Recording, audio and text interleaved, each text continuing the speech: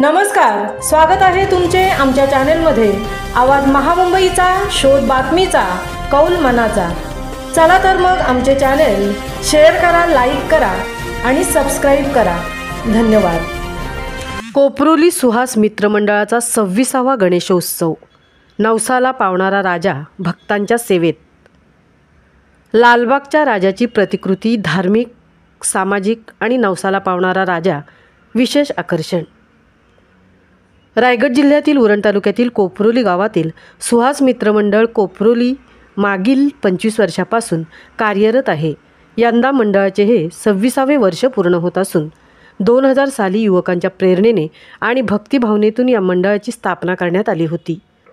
यावर्षीच्या उत्सवाचे वैशिष्ट्य असे की गणेशाची आकर्षक लालबागच्या राजाची प्रतिकृती उभारण्यात आली असून दैनंदिन पूजा आरतीच्या माध्यमातून संस्कृती जपण्याचा प्रयत्न केला जात आहे। लोहार गल्लीतील सुहास मित्र मंडळाच्या गणेश मंडपात दरवर्षीप्रमाणे सांस्कृतिक व धार्मिक उपक्रमांचे आयोजन करण्यात आले आहे। यात भजन, कीर्तन, सांस्कृतिक नृत्य तसेच विविध स्पर्धा घेण्यात आल्या। विशेष करून पंचक्रोशीतील कलाकारांना मंडपात आपली कला सादर करण्यास प्रोत्साहन दिले जाते। मंडळामार्फत विविध सामाजिक उपक्रमही राबवले गेले। रक्तदान शिबिर, आरोग्य तपासणी, स्वच्छता मोहीम आणि वृक्षारोपण या उपक्रमांमध्ये सर्व सदस्यांनी उत्साहाने सहभाग नोंदवला। मंडळातील युवक वर्ग सजावट, शिस्त आणि उपक्रमांच्या यशस्वी आयोजनात पुढाकार घेताना दिसतो। महिला वर्ग देखील आरती, भजन, कीर्तन, स्वच्छता व सांस्कृतिक उपक्रमांमध्ये उत्स्फूर्त सहभाग नोंदवतो।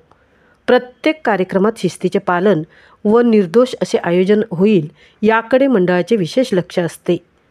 नवसाला पावणाऱ्या सुहास मित्रमंडळ कोपरोलीच्या या गणरायाला पंचक्रोशीतील नागरिक व हितचिंतक भेट देऊन देणगी देऊन सहकार्य करत असतात।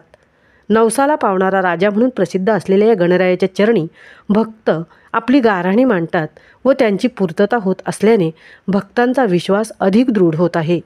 नवस फेडण्यासाठी येथे मोठी गर्दी होत असते। मंडळातील विसर्जन सोहळा हा देखील विशेष आकर्षणाचा भाग आहे। या सोहळ्यात संपूर्ण गावातील गणेश भक्त सहभागी होऊन शिस्तीने व उत्साहाने मिरवणूक काढली जाते।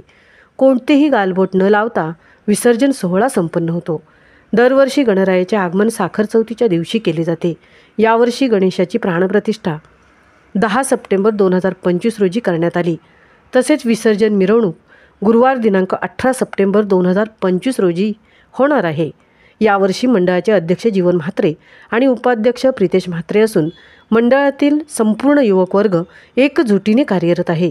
उत्सवादरम्यान महिला व लहान मुलांसाठी विशेष खेळ आयोजन, कला, क्रीडा, शैक्षणिक क्षेत्रातील गुणवंत विद्यार्थ्यांसाठी गुणगौरव सोहळा तसेच विविध लोककला आणि लोकनृत्य सादरीकरण होते।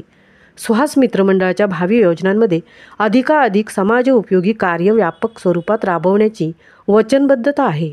एकूणच काय तर पंचक्रोशीत या नवसाला पावणाऱ्या राजाची लोकप्रियता दिवसेंदिवस वाढत असून या गणरायाचे आशीर्वाद घेण्यासाठी भाविकांची संख्या मोठ्या प्रमाणावर वाढताना दिसत आहे। आवाज महामुंबईचा चॅनेलसाठी रणिता ठाकूरसह तृप्ती भोईर, कोपरोली, उरण। नमस्कार, आज आपण सुहास मित्र मंडळाच्या नवसाला पावणाऱ्या राजाच्या इथे भेट देण्यासाठी आलेलो आहोत आवाज महामुंबई 24 तास या चॅनलतर्फे। तर मला या सदस्यांबद्दल एक विशेष आपल्या मंडळाचं विशेष काय आहे हे जाणून घ्यायचं आहे आणि नवसाला पावणारा राजा का झाला आहे हेही जाणून घ्यायचं आहे। थँक्यू। सुहास मित्र मंडळाची स्थापना 2000 साली झाली आणि यावर्षी 26व्या वर्षी आमचं सुहास मित्र मंडळ पदार्पण करत आहे। गेली 26 वर्षात आम्हाला अनेक सुखदुःख आले। आमचे होतकरू सदस्य 4 सदस्य रोहित, प्रतीश, सुहास, दुर्लभ, रूपम, दत्तराज हे सोडून गेले, परंतु त्याने आम्हाला सांगितलं होतं की हा आपला नवसाचा राजा आहे, हा आपल्या संपूर्ण गावाचा गणपती आहे। तो आपण सुखदुःख विसरून जे काही 8-9 दिवस असतात ते आनंदाने साजरा करतो, कारण आमच्या माहेरवासिनी संपूर्ण गाव या गणपतीला सहकार्य करीत असते। आज आमच्या मंडळाचे जुने अध्यक्ष आणि आम्हाला एक अभिमान वाटतो, 26 वर्षापूर्वी आम्हाला त्यांनी घडवलं, सुनील म्हात्रे विजय म्हात्रे हे सुद्धा आमच्या सोबत आहेत. मला वाटतंय कोपरोलीतील हे असं एक मंडळ आहे 26 वर्ष आणि सुखदुःख सहन करून सुद्धा उत्तरोत्तर प्रगती करीत आहे. यामध्ये संपूर्ण गावाचा वाटा आहे. मला एक प्रश्न विचारायचा आहे की या मंडळातर्फे म्हणजे मंडळात सांस्कृतिक उपक्रम तर होतच असतात, त्याबरोबर तुम्ही समाज उपयोगी कार्यक्रम असे काय करता? आमचे जे मंडळ आहे ते वृक्षारोपणाचा कार्यक्रम करत असते. आरोग्य शिबिर यापूर्वी आम्ही ठेवलेले आहेत.